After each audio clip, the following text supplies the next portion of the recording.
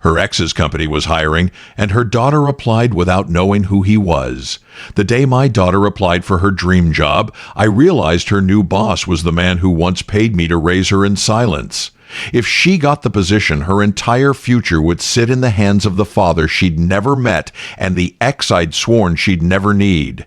He didn't know the girl in the resume was his, and she had no idea she was walking into the empire he built after walking away from us. So I had to decide, in one kitchen, with one conversation, protect her dream or finally tell her the truth that would shatter it. If you've ever kept a secret to protect a child, you already know there is no version of this where nobody gets hurt. And as that phone rang with his name on the screen 19 years too late, I realized this story wasn't about whether he came back, but what would happen to us if he did. I was standing at the sink with my hands buried in warm, soapy water when Stephanie's voice floated in from the hallway. She didn't say, "Hi, Mom," or "What's for dinner?" She said, "I think I nailed the interview," and for a second, the ordinary sound of running water was louder than my own heartbeat. I kept my eyes on the plate I was rinsing, tracing a chip along the rim with my thumb like that tiny flaw suddenly mattered more than anything. "Yeah," I called out, trying to sound casual. "Which company?" Her footsteps came closer, quicker. When she rounded the corner into the kitchen, her cheeks were flushed, her hair pulled into that messy bun she pretended was effortless, and her eyes, my God, those eyes were shining with a kind of hope I recognized and feared in the same breath. "Linwood Technologies," she said. The plate slipped, china on stainless steel, a sharp crack, then the heavy final sound of it giving up and breaking into 3 clean pieces in the sink. For a moment, I didn't feel the hot water anymore, didn't feel the soap, didn't feel my own breath, because there are names that don't age with time, names that don't soften with distance, names that sit in the back of your mind like glass in a wound waiting for the day you press too hard. And Linwood Benjamin Linwood was one of them. I stared down at the broken plate as if it had betrayed me by reacting before I could. "Mom?" Stephanie's voice tightened. "Are you okay?" I forced my fingers to move, to gather the pieces. "Yeah," I said, too quickly. "Slippery hands. That's all." I kept my face turned toward the sink because the truth was written all over it, and my daughter was clever enough to read. Behind me, she laughed softly, oblivious. "I didn't even know they were hiring interns," she said, grabbing an apple from the fruit bowl like we were having any other afternoon. "Their recruiter, Michael, said they're expanding some new division tech strategy, innovation, whatever." "It's huge, Mom. This could change everything." Her words echoed in the small kitchen. Change everything. She had no idea just how true that was. I set the plate fragments carefully on the counter to dry, even though they'd never be whole again. Funny, the things you do when you're trying not to fall apart. I turned around finally. Stephanie was leaning against the counter, one foot hooked behind the other, thumbs flying across her phone screen. She had his height, his jaw, his way of raising one eyebrow when she was proud of herself. Sometimes it hurt to look at her straight on. "That's incredible, Steph," I managed. "Really." My voice sounded like it belonged to someone older, someone who'd spent too many years swallowing words that wanted to come out. She brightened at my approval in that instinctive way children never quite outgrow, no matter how grown they insist they are. "I mean, it's just a second-round thing for now," she said. "But Michael said they're seriously interested. Linwood himself signed off on the intern program expansion. Can you imagine?"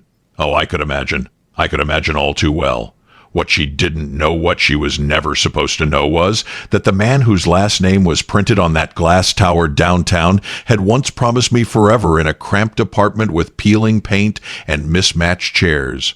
That before there was Linwood Technologies, there was just Benjamin and Oli, and a baby neither of us was ready for, but only one of us stayed. "Did they tell you what you'd be doing exactly?" I asked, clinging to logistics like a life raft. "Something with data and user paths, and honestly, I was too excited to remember all the corporate jargon," she laughed. "But it's paid, Mom. In the city, in that building. Do you know how insane that is for a first internship?" I nodded, but my mind had already left the kitchen. I was seeing that building the way it looked on the news, lit up at night, his name in white against a dark sky. I was seeing him stepping out of a black car, tie-loosened, smile polished for cameras that never asked about the life he'd left behind. "He's a genius, you know," Stephanie added, scrolling again.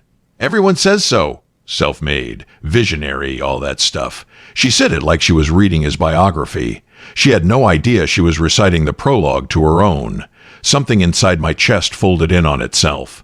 Not because she admired him, she admired lots of people she'd never met.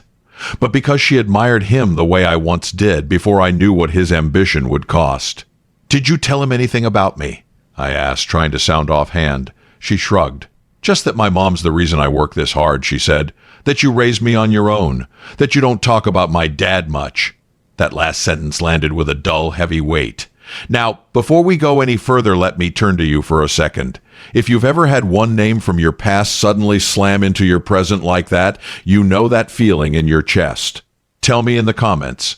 Did it come through a phone call, a message, or a person standing right in front of you? And if you want more stories where women our age are the ones holding the truth instead of running from it, subscribe now so you don't miss what happens when my daughter finally stands in front of the man who walked away from us. She disappeared down the hall to her room, the apartment growing quiet behind her. I turned off the tap and stared at my reflection in the darkened kitchen window. For a second, I could almost see us layered there. The young girl I used to be, the woman I'd become, and a 19-year-old who looked like she'd inherited all of her father's brilliance and none of his damage. I dried my hands slowly, buying time from a clock that didn't care. On the table, her printed interview schedule lay half-folded, the Linwood logo sharp and elegant in the corner. I traced it with my fingertip, the way you might touch an old scar you've learned to live around. What would you have done? Told her everything right then and risked breaking her heart, or kept quiet and risked letting the man who'd abandoned her become the man who now controlled her future? That night, after she'd gone to bed and her door clicked shut, I sat alone at the kitchen table with only the hum of the refrigerator for company. My phone lay face up beside a cold cup of tea, the screen empty, waiting. I thought about the number I used to know by heart, the one I deleted years ago. The one tied to late-night promises and early morning goodbyes, and one devastating sentence spoken in a cramped apartment. This can't happen right now. I hadn't seen him since before Stephanie was born. But men like Benjamin didn't just vanish. They reappeared as building names in magazine covers and keynote speakers, and now apparently as the silent puppeteer behind my daughter's dreams. I didn't look for his contact, didn't search his name, didn't scroll through old photos. Instead, I just sat there, listening to the quiet, feeling the weight of a past that hadn't bothered to knock this time. It had walked straight in, wearing my daughter's future like a tailored suit. And somewhere between one slow breath and the next, I realized something that made my stomach twist. If things went the way Stephanie hoped, she wouldn't just be walking into that glass tower downtown. She would be walking straight toward the man who had once decided she shouldn't exist in his world. I didn't sleep that night. I just lay there on my back, staring at the ceiling, listening to my daughter's soft breathing through the wall and feeling 19 years fold in on themselves like an old letter someone had just reopened. It's strange how quickly the present can slide out from under you.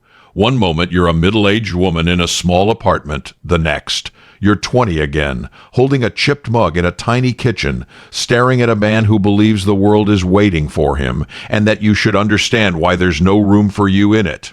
Before there were towers with his name on them, there was a fifth-floor walk-up with a broken intercom and a front door that never quite shut unless you kicked it.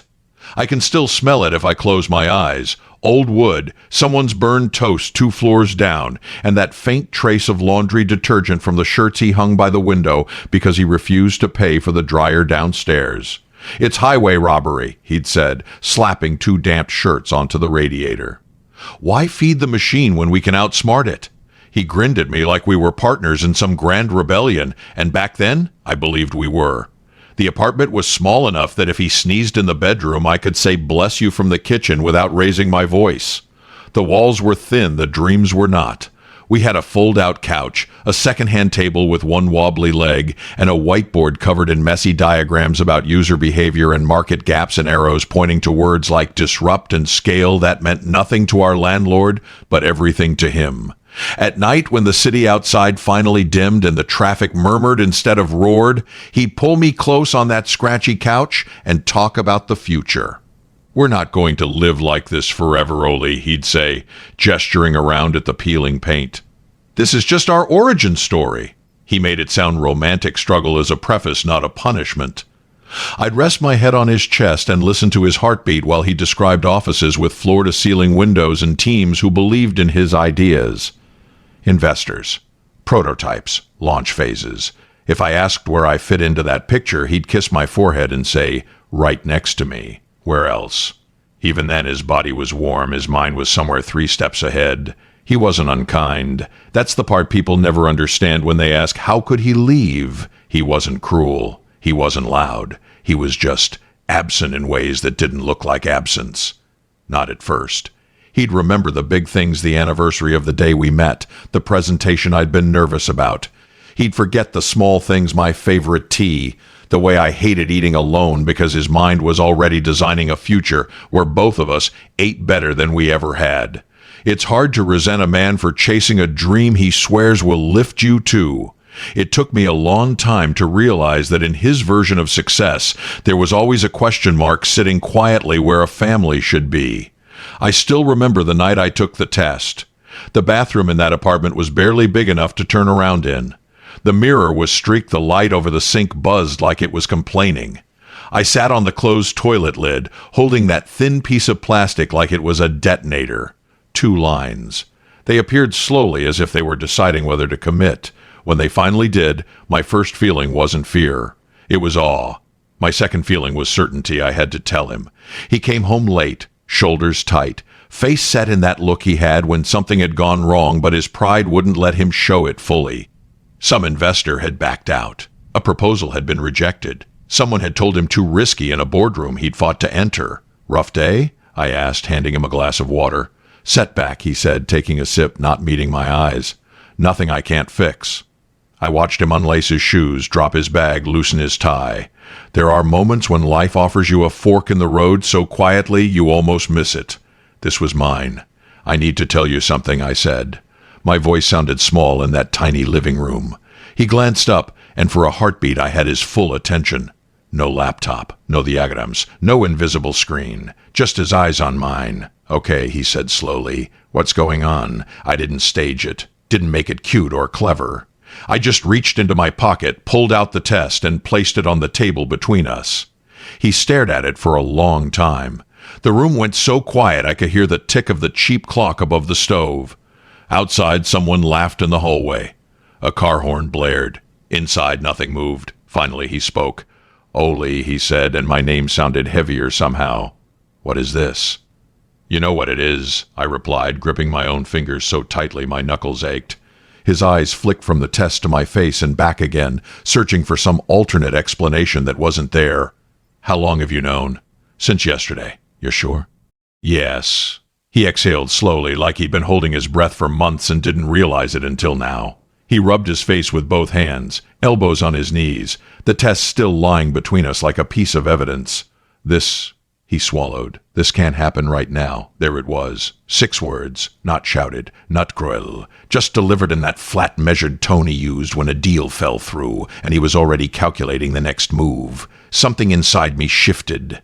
Not broke, that would come later. Shifted like a wall sliding into place. "What do you mean, can't happen?" I asked, even though I already knew. "We're not ready," he said. "I'm not ready. The company isn't even off the ground. We're barely covering rent." This he gestured vaguely toward my body. "This changes everything." "Yes," I said. "It does." We went in circles that night, but it wasn't really a fight. A fight needs 2 people willing to stay in the ring. He had 1 foot out the door before the conversation even started. By morning, the test was in the trash. The decision wasn't. The next weeks blurred. He slept at the office more, came home less. When he was there, he was kind, even careful, too careful, like I was something fragile that might break if he touched me for too long. He never repeated those 6 words. He didn't have to. They hung in the air every time his phone buzzed, and he chose the call over the conversation we weren't having. Then one afternoon, an email arrived. There was a transfer receipt attached. A generous sum for someone still living on overdraft fees. A note below it, "For medical expenses, support whatever you need. I'll keep helping. I just can't be there the way you deserve. This is the best I can do right now. The best I can do right now. Money instead of presents." Receipts instead of apologies. A week later, a man in a suit came to my door with papers and phrases like limited involvement and waiver of claims. Everyone has a threshold, a point beyond which staying hurts more than leaving. Mine came on a Tuesday when I caught my reflection in the mirror and didn't recognize the woman staring back. My body already changing. A new protectiveness in the way my hand hovered over my belly without thinking. I realized something simple and terrible. Begging a man to be a father never made him one. So I packed, not dramatically, one drawer at a time. I took the transfer money, found a small studio across town, and disappeared the quiet way women have always disappeared, stopped answering, stopped updating, stopped showing up. Single motherhood is not romantic. It is bone-deep exhaustion and doing math in the grocery aisle and praying the second-hand crib holds. There were nights when the fear pressed so hard on my chest I had to sit up in bed just to breathe. What if I couldn't do this? What if I got sick? What if I wasn't enough? And then there were quieter moments. I'd feel a flutter low in my belly, like wings against my ribs, and everything would go still. I'd rest my hand there and whisper, "It's okay. I'm here." On the night I finally made my decision about what my child would and wouldn't know, the city was unusually quiet. I sat on the edge of my narrow bed, one hand on my stomach, the other wrapped around a mug of lukewarm tea. I could tell you his name, I whispered to the life inside me. I could tell you the way he laughs when something really surprises him, or how he drinks his coffee so strong it could strip paint. I swallowed. I could also tell you that when he found out about you, he treated you like a scheduling problem, like a threat to his timeline. The baby shifted, a slow, rolling movement that made my breath catch. "Here's what I won't do," I continued. "I won't let you grow up believing you were a mistake in someone else's story. I won't hand you that hollow feeling of being unwanted and tell you to make peace with it." Outside, a siren wailed. Life went on, indifferent. "You are wanted," I murmured. "Do you hear me? From the moment those two lines appeared, you were wanted. You are not an accident. You are not an inconvenience. You are mine. If that promise hits something in you because you've made one like it, or you wish someone had made it to you, tell me in the comments. You don't have to share details, just "that was me" is enough.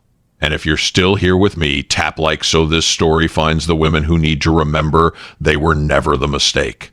Subscribe too, because this isn't the last time a woman in this channel chooses herself and her child over someone else's comfort. I ran my thumb slowly back and forth across my skin, as if I could press the vow straight into the heartbeat beneath my palm. "I don't know how I'm going to do this," I whispered. "I'm terrified. I'm tired. I'm not ready. But you will never, ever feel unwanted. Not for a second. Not while I'm alive." Stephanie came home 3 days later with that same light in her eyes, only this time it had sharpened into something fiercer like hope that had grown teeth. I was at the stove, stirring a pot of soup more out of habit than hunger, when the front door opened. "Mom," she called, my hand still on the spoon. "Kitchen," I answered, already bracing. She rushed in, cheeks flushed from the cold, hair wind-tangled, breathless in a way that had nothing to do with the stairs. "They emailed," she said, waving her phone like a trophy. "I got a second interview." The words hit me with the same strange double impact as last time, pride and dread braided so tightly together I couldn't separate them. "That's great," I said, because it was. "Congratulations." She grinned. "You're not asking with who," she said. "Okay," I managed. "With who?" Her eyes shone. "Linwood, the CEO. He wants to meet me himself." The spoon slipped from my fingers and hit the side of the pot with a dull clang. Not breaking this time. Just ringing like a warning bell I'd been ignoring for 19 years. "The CEO," I repeated, buying time. "Are you sure?" "Pretty sure, yeah," she said. The email said, "Second round interview with Mr. Linwood regarding internship placement and growth trajectory." That sounds like him, right? It sounded exactly like him. I turned the stove down, even though nothing was boiling over. "So he'll be there," I said. "In the room. With you." She nodded, almost bouncing. "Can you imagine?" she said. "A man who runs a company like that taking time to talk to some 19-year-old applicant?" It meant something, just not what she thought. Inside me, everything turned over. This was the moment. Tell her now, rip the bandage off. Or stay silent, let her walk in unburdened, and risk her finding out from the one person who hadn't earned the right to say it. "What if I mess it up?" she asked suddenly. Him. What if I freeze? "You won't," I said automatically. "You're more prepared than you think." She squinted at me. "You keep doing that thing with your mouth," she said. "Like you just bit into something sour." "Long day," I lied. Over the next few days, our apartment turned into a war room. The dining table became an island of printed articles, company history, recent acquisitions, interviews with executives. Her laptop was permanently open to tabs about behavioral interviews and how to talk to a CEO without sounding rehearsed. She paced the living room barefoot, practicing answers. "Why this company? What does innovation mean to you?" Sometimes she'd stop and look at me. "Too much? Too little?" "Just enough," I'd say, even as my chest tightened. One night she pulled me into the rehearsal. "Okay," she said, notebook in hand. "You're him? Ask me de to Hons." "I can't be him," I protested. "You've interviewed people," she said. "You know how to hear what's under the answer."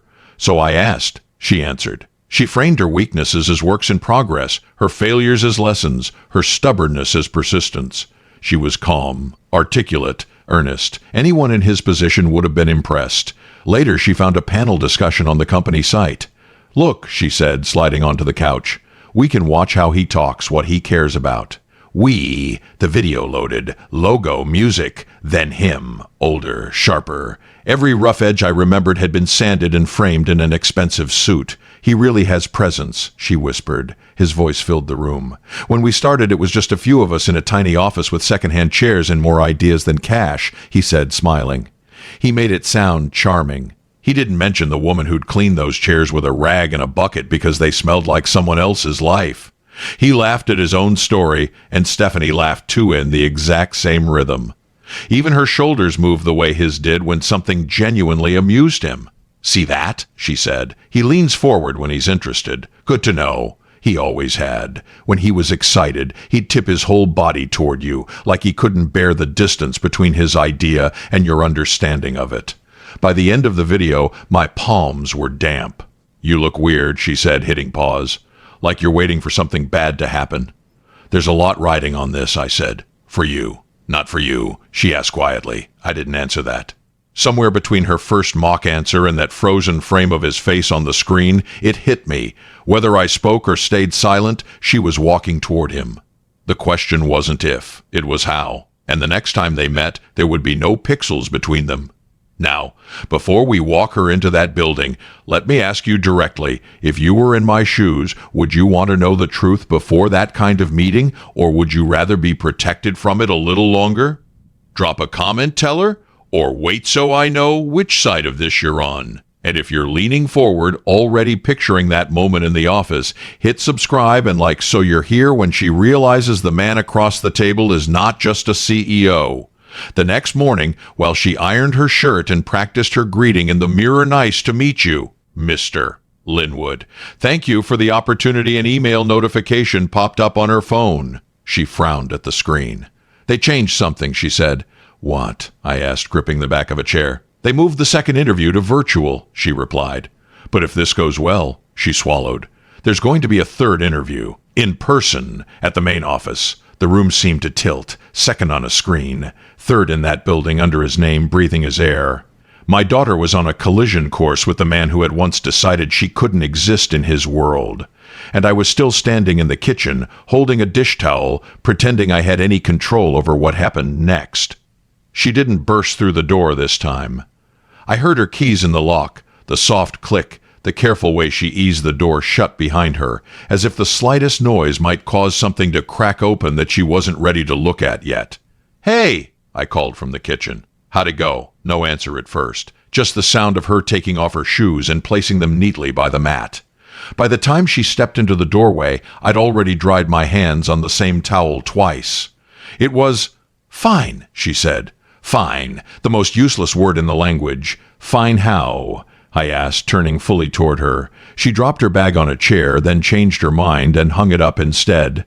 "He was there," she said, "on the screen, just like in the videos. Except not." "Not?" I prompted. She sank into a chair. "He kept staring at me," she said, not in a creepy way. "Just like I was a math problem and he'd misplaced one number." My grip tightened on the counter. "Maybe he was just thinking," I offered. "That's what I told myself," she said. But it kept happening. I'd answer, and instead of moving on, he'd just, "Look, too long." She twisted her fingers together. "And then he changed the subject," she went on. Out of nowhere. One second he's asking about team dynamics, the next he says, "You mentioned your mother earlier, what does she do?" The hairs on my arms rose. "What did you say?" I asked. "I told him you raised me alone," she said. "That you've worked a lot of different jobs. That you're steady, and that you don't talk about my dad." She swallowed. He went quiet, she added, like I'd knocked the wind out of him. Then he asked, "So you grew up with just your mother?" "What did you say?" I whispered, though I already knew. I said yes. "It's always been just us," she replied. And he looked like I'd punched him. The room shrank around us. Something in me had been braced for this moment for years without admitting it, that he would see her not as a candidate, but as a mirror. "And 10? I forced out. "Then he asked more about you," she said, almost angry. "Where you studied, what you do, what kind of person you are." In the middle of my interview, like my qualifications were suddenly less important than your biography. "That's unusual," I said carefully. "You think?" she shot back. The recruiter looked confused. I felt like my childhood was being interviewed. She studied my face. "Do you know him?" she asked abruptly. My heart lurched. "Why would you ask that?" I said too fast. "Because you've been acting strange ever since I said the company's name," she said. "And today, when he started asking about you, it felt like something connected." I held her gaze. "I don't know him," I said. "Technically true. The public man he'd become was a stranger. The boy I'd loved was gone." She let it go for the moment. Later, when she closed her door, the apartment felt too quiet. If he had recognized her or even suspected, what would he do? Ignore it? Reassign her? Dig? Truth has a way of forcing itself into daylight. That night, sleep came in jagged pieces. I saw him as he'd been young, hungry, half in love with me, and half in love with the future he saw when he closed his eyes. I saw him as he was now, older, sharper, speaking on panels about values and legacy. Between those two images lay my entire life as a mother. Sometime near dawn, my phone buzzed on the nightstand. Unknown number. I almost let it go to voicemail. But something low in my stomach twisted. "Hello?" I said. There was a pause, not dead air breathing. "Oli," a voice said. Just my name, older, Stydia, impossible to mistake. "Benjamin," I said. Silence stretched, full and heavy. "She's mine, isn't she?" he asked. No preamble, no small talk. Just the question that had been stalking both of our lives finally spoken aloud. I closed my eyes. In the space of one breath, 1,000 possibilities flared. I could lie. Protect the fragile peace I'd built. Or I could finally say out loud what my body had known since the first flutter under my ribs. "Yes," I said. The word left my mouth and hung there. On the other end of the line, the silence changed. It wasn't empty. It was packed with everything we hadn't said in nearly 20 years. If you've ever had a voice from your past ask a question you were never ready to answer, you know that kind of silence. Tell me, would you have said yes? Or would you have lied to protect the life you built? Drop a comment with one word yes or no so I can see how your heart answers. And if your pulse sped up even a little just now, hit like and subscribe. We're about to walk into a truth that most people spend a lifetime avoiding. He cleared his throat. "Does she know?" he asked. "No," I said. "And she was never supposed to find out like this." "I want to meet her," he said. "Properly. Honestly." A bitter laugh tore out of me. "Now?" "Yes," he replied. "Now." And just like that, the past stopped waiting in the dark and stepped fully into the light. His office was higher than I expected. Even in the elevator, Stephanie kept counting the floors under her breath, like she couldn't quite believe we were allowed this far up. By the time the doors slid open, my ears had popped and my palms were damp. The reception area outside his office was quiet in that expensive way-soft carpet, soft voices, soft light. Everything designed to make you forget how hard the world was outside those glass walls. Ms. Ortiz, the assistant said, standing when she saw us. "He's ready for you." "Us." Stephanie walked ahead, shoulders squared, chin lifted. She'd agreed to this meeting, but only after hours of silence and one hoarse midnight promise. "Fine. I'll hear him out. Once." His office was almost all glass and daylight. City spread beneath him like a map he'd redrawn. A large desk, clean. A seating area set up like someone had planned for 3 people. 2 chairs facing one. A low table between them. He stood when we stepped in. "Oli," he said first, "because some habits survive even 20 years. "Benjamin," I answered. Then he looked at her. "Stephanie," he said. "Thank you for coming." She didn't offer a smile. Didn't offer her hand. Just gave a tight nod and sat in the middle chair. I sat on her right. He took the one opposite, the city blazing behind him. For a moment no one spoke. "I'm not going to waste your time," he said finally. "You both deserve better than that." Stephanie's hands were clenched together in her lap. "I just want to know one thing," she said, voice steady but thin. "Did you know about me? Or did you just forget to check?" He inhaled slowly. "I knew," he said. "From the moment your mother told me she was pregnant, I knew there was a child. I chose not to be there." She let out a soft, disbelieving laugh. "You chose," she repeated. "That's honest, I guess." "It's cowardly," he said. "But yes, it's the truth." He didn't reach for her. Didn't try to soften anything. "I told myself I was doing the responsible thing," he continued. "That sending money, giving space, would somehow make up for absence. I told myself I'd come back when I had enough stability, enough success. But every year that passed made it harder to face what I'd done. So I buried it. Buried you. In work. In noise." She stared at him, eyes bright and furious. "You could have found me with one phone call," she said. "One search. Instead, you waited until I walked into your building by accident." "Yes," he said quietly. "And that is on me. No excuses. No spin. I failed you completely. The simplicity of it made my throat burn." He turned briefly toward me. "And I failed you," he added. "I turned you into a footnote in my origin story. I made you do the hard part alone, then pretended it was a necessary sacrifice." I kept my eyes on Stephanie. "This isn't about me," I said. "Not today." She shifted, breathing hard. "I grew up telling people I didn't have a dad," she said. "Simple. Clean. Now I find out I did, and he just opted out." He flinched, but didn't look away. "That's what I did," he said, "and nothing I say now can change that past. All I can do is stand here in front of you and refuse to lie about it anymore." She swallowed. "Were you happy?" she asked suddenly. "All those years? With your towers and panels and legacy?" He looked down at his hands for a second. "I was busy," he said. "I was accomplished. I was praised. Happy?" He shook his head. "I was distracted. There's a difference." The room went quiet. I felt my own anger rising, not the wild, young anger I'd once carried, but something older and heavier. "You had lawyers," I said softly. "You had contracts, wires, carefully worded emails, everything designed to keep us contained. You controlled every part of the story that touched your life except the part where you had to actually show up." "You're right," he said. "I built structures to manage my guilt instead of changing my behavior. That's on me."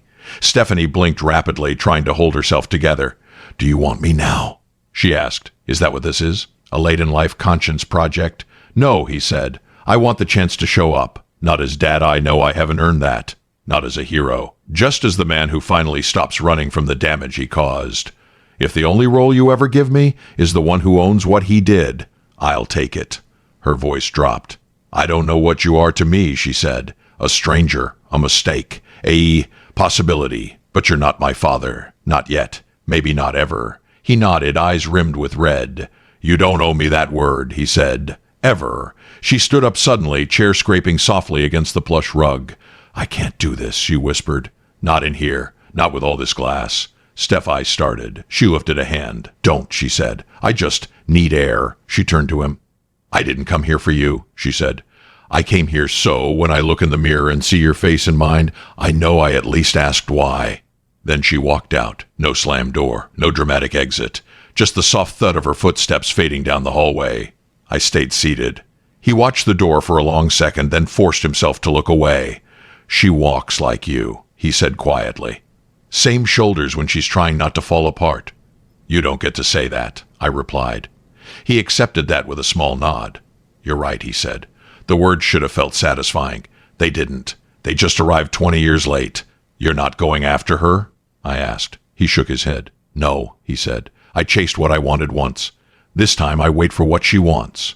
If that's distance, I'll give her distance. If it's silence, I'll sit in it. I won't drag her into another room she didn't ask to enter." I studied him. "I assumed," I said slowly, "that this was your second disappearing act." He met my gaze. "I'm done disappearing into denial," he said, "but I'm also done barging in. If she ever wants to talk, I'll be exactly where I say I'll be.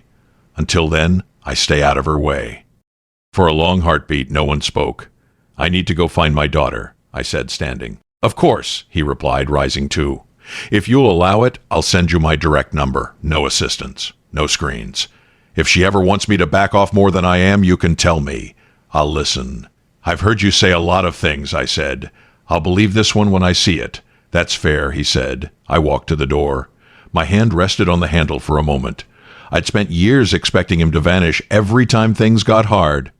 For the first time, as I stepped back into the hallway, I realized I didn't actually know what he would do next. And somehow that uncertainty felt less like a threat and more like the smallest hint of change. If you were sitting at that glass table watching your grown daughter walk out on the man who left you both, would that have felt like justice to you, or just the beginning of something harder? Tell me in the comments. Justice or beginning? Your answers help other women feel less alone in their messy endings. And if this moment tangled your own memories the way it tangled mine, share this video with one woman who's had to hold her head high in a room where she once felt small. Don't forget to like and subscribe because his next move is not the one you're expecting. The emails stopped mentioning his name. Not ours, the ones from the company. Every update Stephanie got after that meeting came from talent operations, program coordinator, team lead. No more per CEO review. No more approved by Mr. Linvoort. She didn't notice at first. I thought he'd be everywhere, she said one evening, dropping her laptop bag by the door. You know, visionary founder popping into every thread. And? I asked. And he isn't, she said, heading for the fridge. It's like he stepped sideways out of my lane. She got the internship. Her offer letter was crisp, bland, reassuringly ordinary. Position, strategic experience intern. Manager, not him. Floor, not his. He didn't interfere, she said, reading it 3 times. If he wanted to, he could have pulled strings, right? Yes, I said. He could have. And he didn't, she murmured. When her first day came, she smoothed her blazer 3 times in the mirror. You don't have to prove anything to him, I said. I know, she replied. I'm not going to work for him. I'm going to work for me. And she did. She came home with stories about deadlines, stand-ups, co-workers with too many opinions about fonts. Most nights his name didn't come up. When it did, it sounded different. Leadership's rolling out a new initiative, she'd say, stirring pasta. Apparently he pushed for a longer timeline so teams wouldn't burn out. She'd shrug. Feels weird, she'd add. To hear my absentee father advocating for humane workloads, I watched quietly as the edges of her resentment met the reality of his behavior, and neither quite knew what to do with the other. He began to show up in small places. Not in her inbox. Not in her performance reviews. He showed up at her student showcase, standing in the back, hands in his pockets, listening while she explained her app prototype to strangers. He waited until they moved on before stepping closer. He didn't interrupt. Didn't announce himself. What are you working on? He asked, if you're willing to tell me. If I'm willing, she echoed. I don't assume access anymore, he said. She explained anyway. He listened. That line, he said when she finished, pointing to a sentence on her board don't punish hesitation. That's good, is it? She asked. Yes, he said. Most of what we built punishes people for not moving fast enough. Maybe that's what we got wrong. He didn't stay long. Didn't hover. He thanked her for explaining and drifted away to look at other projects so it wouldn't feel like he'd only come for her. Another time, he showed up at her tiny gallery opening above a coffee shop. He arrived alone. No fanfare. Just a man shrugging out of his coat and squeezing into a too-warm room. You're everywhere, she said when she saw him. Not everywhere, he replied. Just a few places you mentioned. With calendar alerts? She asked. Yes, he said simply. Why? She pushed. Because you said they mattered, he answered. When someone tells you what matters to them, showing up is the bare minimum. He didn't ask for photos. Didn't ask for hugs. He walked the line between presence and pressure like he was afraid of tipping it. At work, he kept his distance. Her badge got her onto floors 2 through 6. His office sat on 23. If they ended up in the same room, it was because she earned her way into meetings where his title happened to be on the agenda. He sat in our review today, she told me one night, spooning cereal into a bowl. All the managers were talking. He just listened. When my part was done, he nodded once. Not the big I approve speech, just acknowledgement. Did it bother you? I asked. No, she said slowly. It just didn't make me smaller, and that's... NEW weeks turned into months. He texted rarely, always with permission, always with an easy out. Happy presentation day, no need to reply. Just wanted you to know I'm rooting for you from the cheap seats. She'd roll her eyes, show me the screen. He doesn't act like a billionaire, she said once, half amused, half unnerved. He acts like a man trying really hard not to take up more space than he should. How do you think billionaires act? I asked. Loud, she replied, entitled, needing everyone to feel how important they are. He just fades into the back row and leaves before anyone can corner him. We watched him change in real time. He stopped trying to earn love with big ideas. He started trying to be worthy of basic respect with small, consistent actions. And slowly, very slowly, the story I told myself about him began to shift too. The boy in the fifth-floor walk-up had always had tenderness in him. Ambition had swallowed it. Now, under the weight of his own regret, that softness was resurfacing in careful, measured ways. He wasn't asking for forgiveness. He wasn't asking for titles. He was asking for the chance to keep showing up and letting us decide what to call him. If you've ever watched someone who hurt you stop talking about making it up to you and just quietly do better, you know how complicated that feels. Tell me below, does consistent change behavior matter more to you than a big apology speech? Comment behavior or words so we can see how women like us really feel about it. And if you want more stories where the transformation is in the slow, unglamorous staying, like this video and subscribe, there's one more chapter to this that you don't want to miss. By the time the rain started that night, the city was already tired. It came down hard against our windows, blurring the parking lot lights into long, trembling streaks. The kind of rain that makes even the next room feel far away. I was pretending to read on the couch when Stephanie's door opened. "Mom," she said, "there is a way your child says your name when they are about to change both of your lives." "Yes," I answered, closing the book. She walked over to the window first, watched the water race down the glass, then turned back, arms wrapped around herself in her oversized hoodie. "Why didn't you tell me?" she asked. No warm-up, no soft landing. My heart clenched. "Come sit," I said. She sat on the far cushion, not close enough to lean on me, not far enough to be a stranger.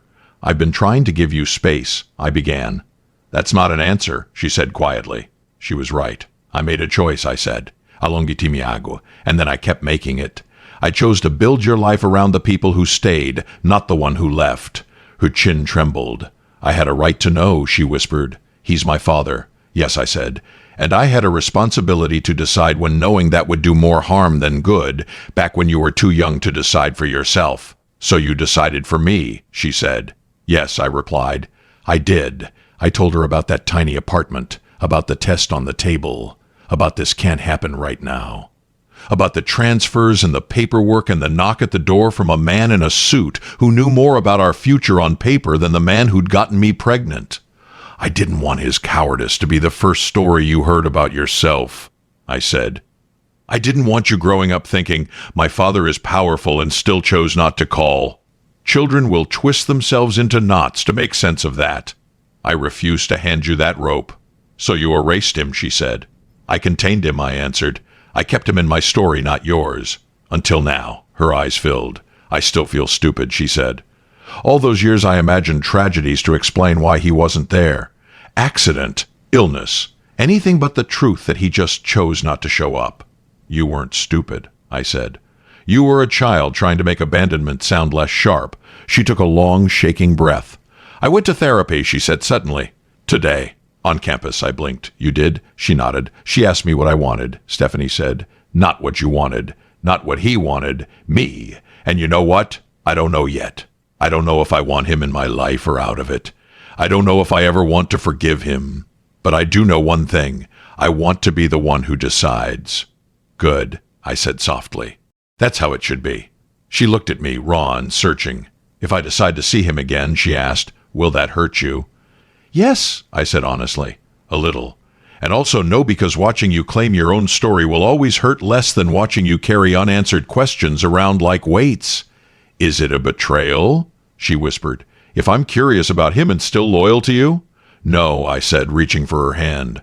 "You meeting your father is not you abandoning your mother. My love for you doesn't shrink if you sit across from him. It doesn't grow if you slam the door in his face. It just is." She let out a breath that sounded like surrender. "I think I want to see him again," she said. "But not in that building. Not in his world. Somewhere neutral. Somewhere that smells like coffee, not power. Then we picked the place, I said. You set the terms. She squeezed my hand. I don't want to go alone, she added. You don't have to, I said. I can sit at the next table, or outside, or at home waiting. You tell me what feels safest. For the first time in hours, her shoulders dropped. Next table, she decided. At least this time. Later, she typed a message on my phone, the number he'd sent me after that office meeting. If you're willing to meet somewhere that isn't your office, I have questions. No expectations. No guarantees. My terms. He wrote back, tell me when and where. I'll be there. If you change your mind, I'll stay wherever you put me. She showed me the screen. We'll see, she said. The night we met him again, it was in a quiet cafe. Rain starting up outside. Windows fogging as people brought their own weather in with them. Stephanie walked in ahead of me, spotted him at a corner table, no laptop, no phone in his hand, just a man sitting with his fingers laced together. She sat across from him. She stayed. He looked up like her presence was something he didn't quite believe in but was grateful for anyway. He waited. If you've ever sat across from someone you love and tried to explain why you kept a brutal truth from them for their own good, you know how heavy that rainy night air feels. Tell me in the comments. In your story, are you the one who kept the secret or the one who had to hear it too late? You don't have to explain just right kept IT or heard IT. Your words will remind someone else she isn't alone in that tension. And if you want more mothers and daughters being honest instead of perfect, like this video and subscribe so you're here for what comes after the storm. Time didn't heal everything. It just gave us more chances to choose differently. Thursdays became their day. Some weeks the cafe, sometimes a walk. Once, a bench in the park near our old neighborhood where the trees had grown taller and the paint had finally been scraped off the front doors. The first few Thursdays were mostly questions and confessions. Where were you when I was born? She asked. In a hotel conference room in Chicago, he said. Pitching. I saw the messages. I stayed anyway. Did you ever tell anyone about me? She asked. No, he admitted. Not the way I should have. I hid you inside words like complications and a relationship that ended badly. I never said, my daughter is out there and I'm not there for her. I couldn't face that sentence. Were you happy? She asked. I was praised, he said. I was busy. That's not the same thing. He never cried in front of her, never begged. He just sat there and let his worst decisions be examined in the daylight he'd avoided for years. At home, our rhythms changed too. His name showed up in conversation without making the air crackle. Leadership's moving the deadline, she'd say. He sided with us this time. He texted me an article, she'd mutter another day. Didn't even mention himself. Just said, thought this might be useful. One evening she came home with a look I couldn't quite read somewhere between irritated and impressed. I pushed back on him today, she said, in a meeting. He wanted a launch date that would have crushed everyone. I told him it wasn't realistic if he meant a word of what he says about burnout. What happened? I asked. He paused, she replied. Then he asked what I recommended instead. In front of everyone, and he agreed. No speeches, just you're right. I was thinking like the man I was 10 years ago. Thank you for the correction. Did that feel good? I asked. It felt grown, she said. Like I wasn't his unfinished business. I was just a colleague who happened to be right. He and I had our own small conversations. Short calls. A coffee here and there. Careful. He told me the truth I'd always suspected but never heard him say out loud. I told myself it was ambition that made me leave. He said once. It wasn't. It was fear. I was terrified that if I stayed, I'd fail you both. Easier to fail from a distance and pretend it was strategy. Fear dressed up as a business plan, I said. Exactly, he replied. I spent years calling my cowardice focus. It didn't make anything okay, but it made the picture more complete. Stephanie accepted the full-time offer, not because of him, because of the work. She made that clear. I'm here for the product, she told him, not for your redemption arc. Understood, he said. You owe me nothing, not your talent, not your proximity. But he still showed up to her demo days. He still moved out of the way so others could see her work. He still left the cafe first most Thursdays so she wouldn't feel watched walking out. At our kitchen table one night, all three of us ended up sitting over empty plates and cooling tea. He helped with the dishes without being asked, sleeves rolled up, tie loosened. This is still strange, Stephanie said, looking between us. You both sitting here, talking. This was my childhood fantasy, you know, except back then there were no scars. And now, I asked, And now there are scars, she said. But also, this, whatever this is. Unfinished, I offered. Alive, she countered. Later, after he'd gone, we stood side by side at the sink. I'm not as mad as I used to be, she said quietly. Still angry. Just not burning. Scar tissue instead of open wound, I said. Yeah, she replied. It's ugly up close. But it's also proof I survived.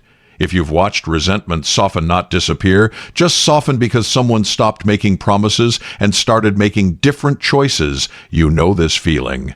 Tell me below, does that kind of slow change open the door, even a crack for you? Comment door ajar if it does or still closed if it doesn't.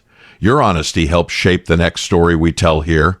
And if this slow, imperfect shift resonates with you, like and subscribe so you're here when we talk about what it means to choose a future that isn't perfect, but is finally yours. By the time a full year had passed, the story I thought I was living had quietly rearranged itself. Stephanie's alarm went off early most mornings. She left for work with her laptop under her arm, and a calm I hadn't seen in her before, not the brittle drive of a girl trying to outwork her abandonment, but the steady focus of a woman who knows she belongs. She talked about colleagues and timelines and features. Sometimes she mentioned him. Most days she didn't. He sat in the back row today, she'd say. Left before anyone else stood up. Or he remembered something I said 3 months ago and brought it back into the conversation. It was unnerving. In a useful way. He still came for dinner once a month, still brought something small, still asked where to sit. He didn't try to claim the head of the table. He didn't claim us as a neat, healed family either. He just kept showing up and leaving on time. One afternoon, I watched them from the kitchen doorway, him rinsing dishes, her leaning against the counter, scrolling idly on her phone, talking about a bug in the system that wouldn't die. It struck me then, as sharply and gently as that shattered plate years earlier. This was what staying looked like. Not fireworks, not speeches, just Thursday evenings and chipped mugs and the same man walking back through the same door over and over without needing a spotlight for it. I used to think this story was about reunion, about whether he'd come back, whether she'd let him in. But sitting there, listening to them complain about elevator delays and coffee that tasted like burnt hope, I realized it was never really about reunion. It was about transformation. His, hers, mine. The girl who'd once thought being unwanted was the worst thing that could happen to her now knew she had more say in her life than any man's decision. The man who'd once believed legacy meant buildings and articles now seemed more concerned with whether his daughter would text him back next week.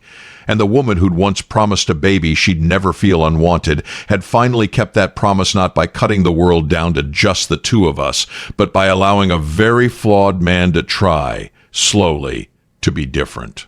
Some men return loudly. They pound on doors. They make speeches. They demand to be seen. The ones who stay do it quietly. They show up to small events. They sit in the back row. They answer the hard questions and don't run when the answers hurt. If you've stayed with this story all the way to this moment, you already know it's not really about him at all. It's about us women who have carried more than we should have, loved harder than we were loved, and still found ways to build something beautiful out of what was left. Tell me in the comments which moment hit you the hardest, the plate shattering, the office confrontation, or that rainy night conversation on the couch. Your answers help shape the next story I tell here. And if this journey reminded you that too late can still become different now, please like, subscribe, and share this with one woman who needs that reminder today. He stood in our hallway one evening, coat in his hands, shoes by the door. "Thank you," he said softly. "For what?" I asked. "For not slamming the door," he said. "For letting there be a hallway at all." I looked at him, really looked, and saw not the boy I'd loved or the man I'd hated, but the person standing there now, older, humbler, still flawed, still learning. And for the first time, I believed him not because he came back, but because he never left again.